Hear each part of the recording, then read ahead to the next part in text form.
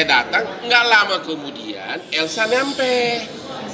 Saya juga nggak tahu bahwa bakal dia. Baru saya tanya produser, emang Elsa iya? Akhirnya produsernya bilang sama saya, kalau bisa Elsa jangan duduk di ruangan yang sama karena Nikita mau datang. Karena mereka menjadi narasumber. Dan kebetulan Elsa itu adalah katanya, aku juga nggak tahu, kuasa dari mantan suami Nikita. Saya yang ngomong ke si Elsa, Mbak Elsa, itu katanya nanti dawan debat kamu itu Nikita, kalau bisa Elsa pindah ruangan, jangan ruang tunggunya sama. Makanya dia ditemanin oleh salah satu staf dari iNews duduk di ruang sebelah. Jadi benar-benar Elsa itu tahu siapa calon debatnya dia. Lagi pula kalau seorang advokat entah debat dengan siapapun, ini kenapa takut? Gua kayak 2000 kayak si Elsa, gua debat juga berani. Apalagi sama teman cowoknya itu 3000 juga. Ya jadi itu. Oke. Akhirnya mulailah saya dulu dengan si Elsa. Sini kita masih santai-santai ngomongin Bali kami. Oke. Di segmen kedua lah si Elsa masuk. Elsa, sini kita awalnya masih tenang. Mulailah membahas kasus. Ada dua perdebatan bahwa katanya Nikita itu dilaporin ke Polda oleh mantan suaminya, udah 3 tahun laporannya, bahwa katanya nafkah anak itu kata si Nikita yang 6 juta per bulan katanya kurang dipenuhi, bahwa ada tuduhan juga seolah-olah Nikita itu tidak ngasih izin suaminya, mantan suami untuk melihat. Itulah yang diperdebatkan, tidak ada perdebatan menghina. Ya, dibikin si Nikita itu mulai emosi tinggi waktu si Elsa bilang, lu sudah tersangka. Ya jelaslah dibilang gitu, tersangka depan umum, seluruh Indonesia bakal tahu. Mulailah emosi si Nikita. Apa kau bilang? Kamu bilang saya tidak ngasih izin bahwa mantan suamiku itu tidak bisa ketemu anak saya. Ingat tinggal waktu saya di penjara 1,5 bulan, mantan suaminya itu tidur sama anak. Itulah perdebatannya. Jadi tidak ada kata-kata penghinaan, tidak ada kata-kata. Akhirnya sini kita ngambek pulang. Sebelum ngambek pulang, aku 2 kali bela si Elsa. Saya bilang gitu sama sini kita. Dia kan cuma kuasa hukumnya. Nah, kemudian saya berdiri membatasi mereka. Terakhir di pertengahan segmen, aku bilang sama kameramen, stop semuanya, selesai. Aku bilang, jangan lanjutkan lagi. Jadi saya pahlawan malah. Aku yang menghentikan, harusnya masih ada setengah segmen lagi. Sudah kita istirahat, lanjut diskusi lagi dengan si Elsa. Lu lihat di Instagram gua, malah si Elsa dansa-dansa sama gua karena Hotman Paris itu nggak bau pesing dan bau Lamborghini gitu kan? Kan katanya dibilang bau pesing. Kalau bau pesing, bagaimana artis begitu banyak cantik dekat sama saya? Coba, nih udah lama kerja nih, bau pesing nggak? Coba.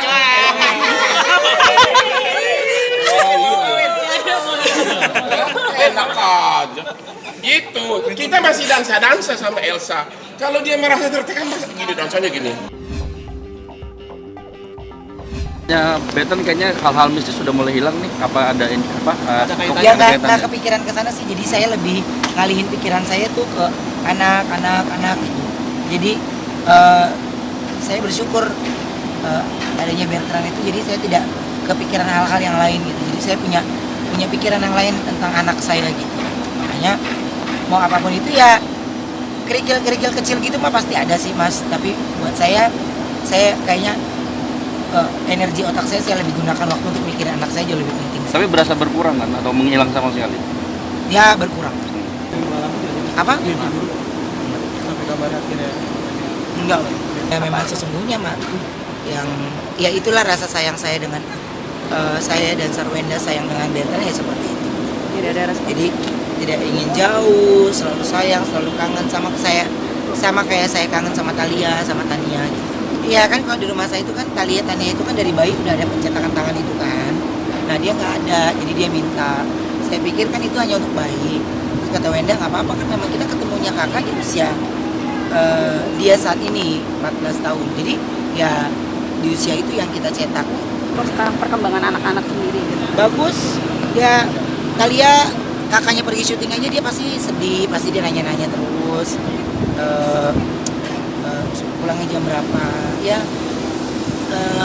buat saya ini ada sesuatu yang baru lagi sih buat kehidupan saya khususnya. Jadi saya dapat tanggung jawab baru lagi untuk bisa membesarkan anak yang bukannya di bawah Thalia tapi di atas Thalia. Jadi saya lebih banyak belajar lagi untuk mengenal anak usia 13 tahun. Sudah dari kemarin udah di rumah. Terus tadi pagi saya juga sudah urus semua surat-surat untuk di sekolah barunya, udah semua proses. Langsung akan pindah kok? Sudah pindah, veterannya sudah pindah. Sudah ada. Gitu. Jadi tinggal tunggu saya datang ke Manggarai, ke NTT. Habis itu ya udah, berarti secara dari ayahnya ke saya juga sudah. Tinggal sekarang saya yang berkunjung ke keluarga besarnya di sana. Persiapannya sudah seperti apa Bu untuk menjelang PNBP? Nggak ada sih, saya nggak ada persiapan. Semuanya ya silaturahmi keluarga lah gitu. Cuman kan kalau di mereka itu memang ada adatnya. Jadi ya karena saya orang Indonesia, saya mengikuti semua adat itu. Rencana kapan kau ke NTT? Mungkin Oktober. Karena selesai Wenda promo dulu. Soal si Kumalasari yang fotonya sempat diposting. Itu asisten gue salah posting. Oh, Akhiran sih sesar sih, kemungkinan udah diskusi juga sama dokter ngomongin nanti baiknya lahiran gimana sih, dan saran dokter juga sih untuk sesar karena ya itu dia kembarnya itu anak dua. Jadi cari apa ya, maksudnya nggak mau ambil resiko sih, mendingan jadi yang ya udahlah sesar aja. Udah siap. Siapannya yang pasti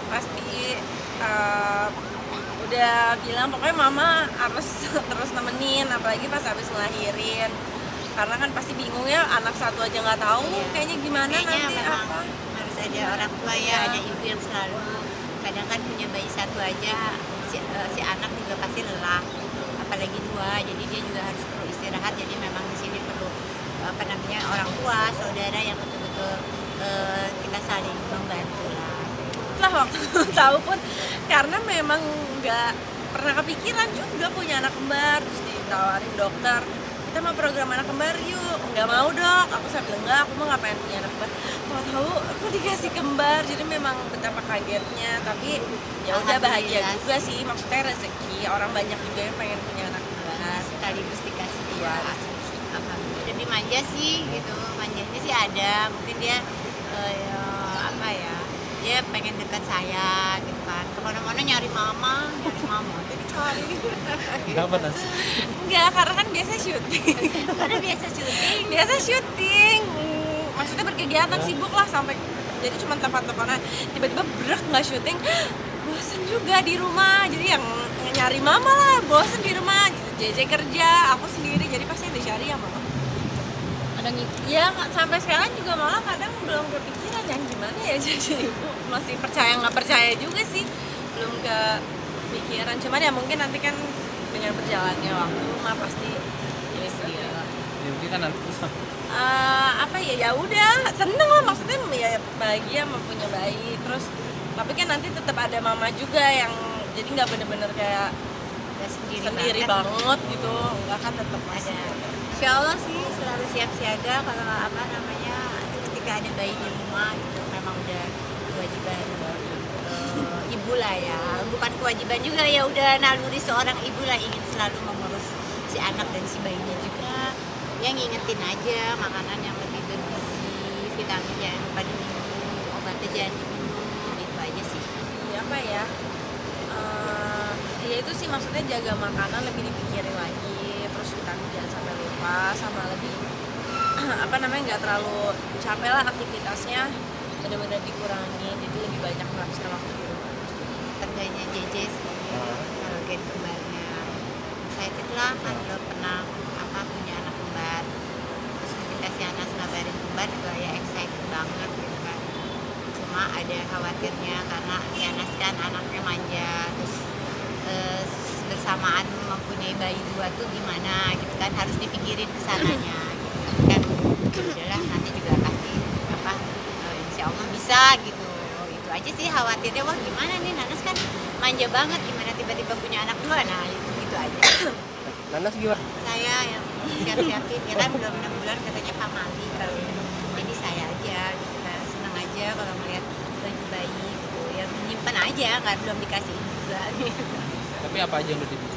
Iya baju-baju, keperluan aja, keperluan bayi semua. baju baju, topi bayi, selimut bayi, bedong bayi, ya semua keperluan. Ya alhamdulillah senang aja lah, banyak cucu senang nikmatin hidup, lihat cucu masih kecil-kecil, senang aja. Jadi bahwa tersangka Rio Raivan ini kan pernah kita lakukan penangkapan pada tanggal 13 Agustus ya 2019. Berjalan waktu proses penyidikan, kemudian kita membuat surat permintaan asesmen ke BNNP DKI ya, DKI. Kemudian pada tanggal 23 Agustus 2019 hasil daripada asesmen yang dilakukan oleh tim ya, tim asesmen ya, ada tim dari dokter polisi, dokter BNN ya, itu setelah selesai kemudian dikirim hasilnya ke penyidik. Jadi hasil daripada asesmen tersebut adalah rekomendasinya rehabilitasi rawat inap ya, di lembaga rehab yang ditunjuk oleh pemerintah. Dalam hal ini nanti tersangka Rio Raivan akan kita rehab di RSKO Cibubur ya, Jakarta Timur, itu di situ. Kemudian berkaitan dengan barang bukti yang sudah kita periksakan ke laboratorium forensik Mabes Polri. Jadi barang bukti yang diduga narkotika ya, jenis sabu seberat 0,0129 gram. Setelah dilakukan uji laboratorium memang benar ya bahwa itu adalah narkotika jenis sabu yang mengandung metamfetamin. Dan yang kedua dari tes darah ya, dari darah, uji darah mengandung juga metamfetamin, jadi positif metamfetamin. Kemudian kita tes urin ya, kita cek urinnya juga sama positif metamfetamin. Berkas perkara daripada kasus tersangka Rio Raivan telah dikirim ke Kejaksaan Tinggi DKI pada tanggal 2 September kemarin ya, sudah dikirim. Jadi proses penyidikan dilakukan oleh Direktorat Narkotika Unit Subdit 1 untuk tersangka Rio Raivan saat ini adalah berkas sudah selesai dikirim, kemudian hari ini adalah kita mengantar tersangka ke RSKO Cibubur ya, Jakarta Timur. Itu perkembangan daripada kasus Rio Raivan untuk saat ini. Apanya? Di RSKO. Ya nanti tergantung dokternya dong ya. Gitu. Ingin berterima kasih ya karena saya sudah dikasih kesempatan rehabilitasi ini, yang dimana memang saya ingin sembuh gitu loh, dan saya mohon doanya. Saya sangat menyesal dengan kejadian yang sudah terjadi, makanya saya berharap dengan proses rehabilitasi ini saya bisa sembuh total dan saya bisa menjadi pribadi yang lebih baik ke depannya. Saya mohon doanya teman-teman semuanya. Dan satu lagi saya berterima kasih kepada, tak luput saya selalu berterima kasih kepada Direktorat Reserse Narkoba Polda Metro Jaya yang sudah melakukan penangkapan kepada saya, sehingga akhirnya saya bisa terlepas dari jeratan narkoba, dan saya sudah menjalankan beberapa hari ini. Alhamdulillah tidak ada reaksi kepada saya, dan mungkin ada sedikit beberapa, makanya saya ingin menuntaskan pengetahuan saya itu di tempat rehabilitasi. Jadi saya mohon doanya semuanya. Doanya aja ya, semoga semuanya berjalan lancar dan baik-baik aja ya. Mas, keluarga belum ada yang besok ya, Mas? Katanya tidak ada bantuan dari keluarga juga, Mas. Kalau dari keluarga Mas Rio tidak ada menjenguk atau apapun gitu? Ya. Masnya kayaknya mbak. Dia melihat supportnya. Ini mau biar Mas bisa buka pintu. Ya, bagian sana ya. Doain ya. Oke. Oke, di pasar malam. Kan di depan.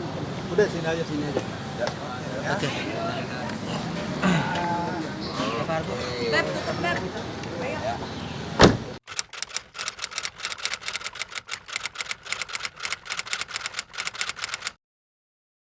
Jadi jangan lupa untuk subscribe Cumi Cumi. Ditekan ya tombol lonceng merahnya.